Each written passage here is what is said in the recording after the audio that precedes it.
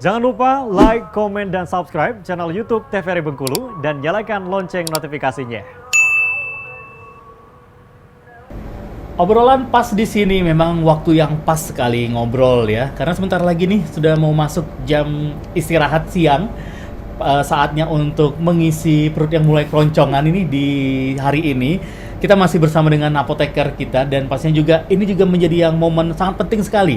Karena sekarang di dunia kecanggihan teknologi, semua serba online, mau jajan, mau belanja apapun bisa di e-commerce, dan otomatis ada sisi negatifnya. Apalagi jika kita membeli obat-obatan nih, obat-obatan klinis ataupun juga multivitamin dan lain-lain. Nah, juga harus waspada nih kalau membeli obat via online atau melalui e-commerce ya. Bukan berarti tidak boleh, tapi harus hati-hati. Nah, seperti apa pendapat atau juga nasihat dari apoteker kita nih di dunia sekarang nih Mbak Sally?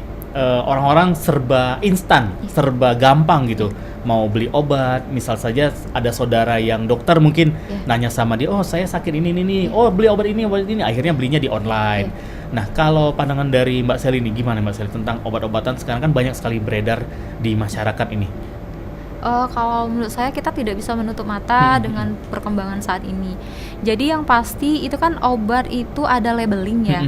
Ketika dia labeling K, obat keras, itu harus diingat, itu harus dibeli dengan resep dokter. Tentu saja dengan ada alasan ya kenapa harus dengan resep dokter. Karena itu kita nggak bisa sembarangan. Sebaiknya untuk tidak membeli di e-commerce, apalagi tidak ada resep.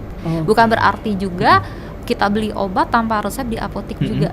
Jadi kalau kita mau membeli obat, pastikan di tempat yang memang keamanannya, kejelasannya itu sudah misalnya kayak kita beli di apotek, di toko obat berizin, yang jelas-jelas kita mutu dan keamanan itu terjamin.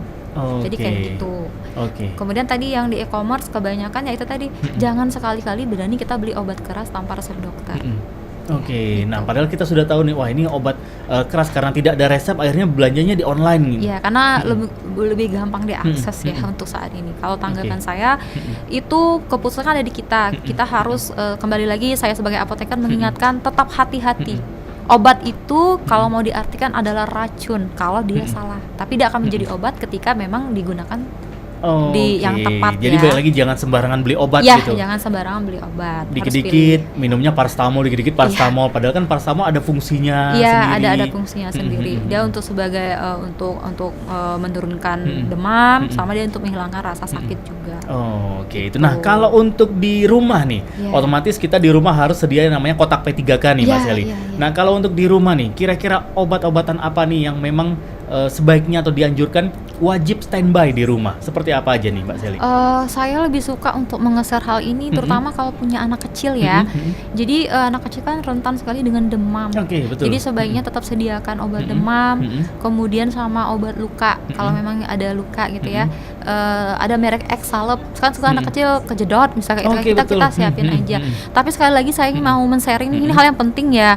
Jadi kami apoteker itu wajib menjelaskan ketika kita punya P3K di rumah, itu jangan salah. Ketika misalnya obat A itu udah kebuka nih, misalnya obat merah ya, obat merah itu kebuka expire-nya tahun 2026. Tapi jangan salah, ketika dia udah terbuka itu tidak bisa kita gunakan sampai 2026 gitu.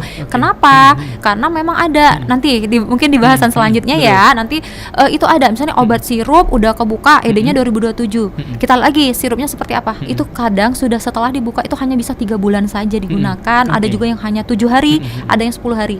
Jadi ini bagi teman-teman nih yang di rumah ada P3K, ada obat, jangan ditumpuk walaupun ED-nya masih lama. Kecuali nih kakak simpan tapi belum kebuka, ED-nya masih bisa diikutin sesuai dengan kemasan. Walaupun disimpan di kulkas sekalipun ya, gitu. Dia ada karakter. Jadi memang itu namanya, itulah kami sebagai apoteker harus mengedukasi. Misalnya abang ada paracetamol ya, paracetamol sirup expire 2027. Ini abang udah buka hari ini. Nah, udah dibuka hari ini, udah digunakan. Alhamdulillah nih adiknya udah sembuh nih dalam 3 hari. Ada sisa kan ya, dibuang sayang ya. Nah, tapi itu maksimal penyimpanannya ada.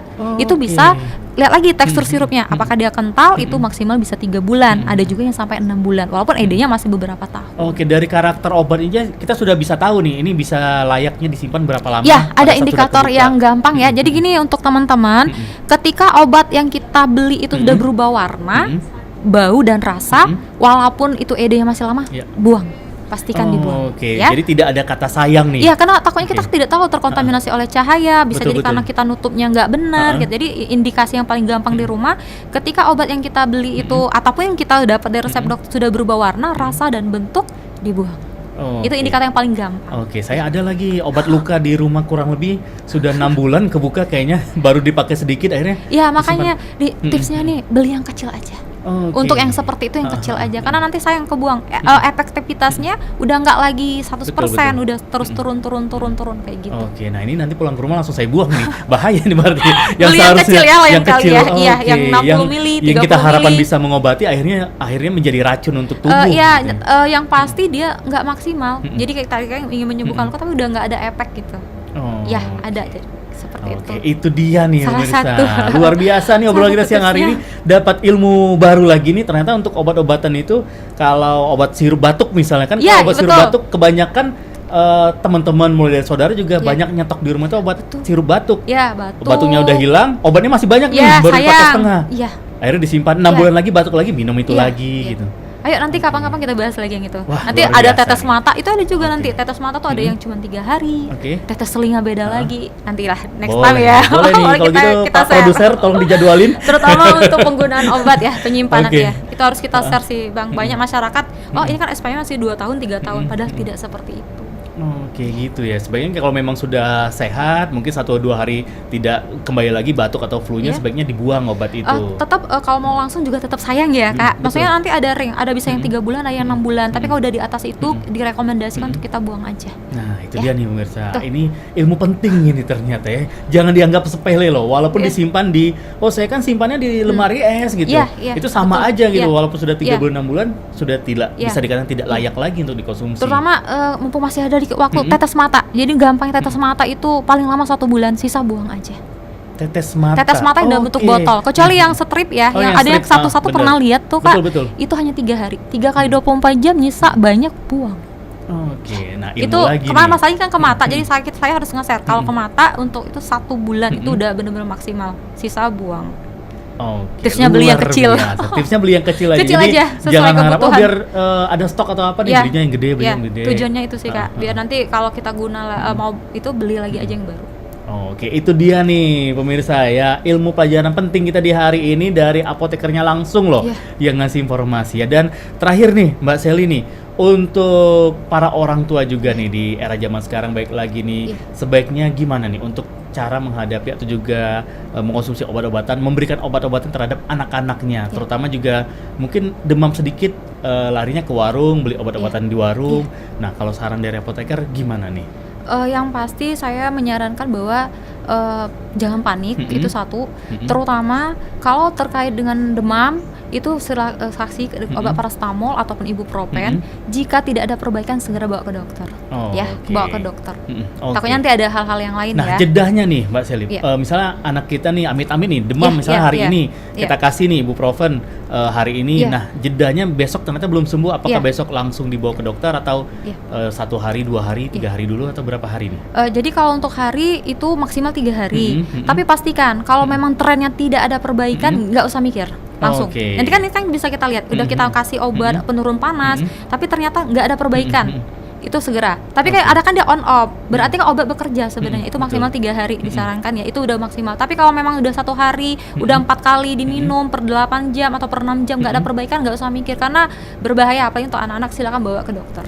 Ya. Oke, itu dia nih pemirsa ya. Banyak sekali ilmu yang kita dapatkan obrolan kita di siang hari ini. Selain kita lebih tahu lagi tentang profesi apoteker itu sangat luas sekali, ilmu juga sangat banyak sekali, dan juga ilmu penting di hari ini juga kita dapatkan dari apoteker kita Sally Andriani S-Farm. Dan Mbak Sally, luar biasa obrolan kita hari ini. Terima kasih banyak sudah Makasih mampir juga. ke studio Opini, sudah berbagi ilmunya di Iya. sini, sudah sharing-sharing di sini. Dan pastinya untuk Anda pemirsa Opini, jangan salah ya, obat-obatan itu memang mengobati, tapi ada kalanya obat-obatan itu juga yang bisa meracuni tubuh kita. Iya. Benar begitu Mbak Betul, Sally ya? ketika tidak tepat ya. Betul, Iya. ketika tidak tepat dikonsumsinya. Obat A ternyata kita minumnya obat B. Iya, betul. Nah, Betul sekali. yang paling tepat adalah obat penyejuk hati ya. Perbanyak zikir, perbanyak ibadah. Gitu, Mbak Sally. Benar sekali, ya. itu obat di atas Itu obat. Iya, iya, sekali. betul sekali. Dan pemirsa, tanpa terasa nih obrolan kita di siang hari ini harus berpisah dulu, dan pastinya untuk Anda jangan lupa Saksikan terus opini tentunya obrolan pas di sini hanya di TVRI Bengkulu. Anda juga bisa menyaksikan di YouTube channelnya TVRI Bengkulu. Jangan lupa follow mulai dari Instagramnya, TikToknya, Facebook juga TVRI Bengkulu tentunya. Dan akhir kata, saya Iqbal Fatwa bersama dengan apoteker kita di sini ada Sally Andriani S. Farm. Terima kasih banyak sekali lagi Mbak Sally. Salam untuk teman-teman di RSJKU. Iya. Dan juga sukses terus untuk karirnya. Sama, dan kasih. Kita berpisah dulu pemirsa opini. Wassalamualaikum warahmatullahi wabarakatuh dan sampai jumpa.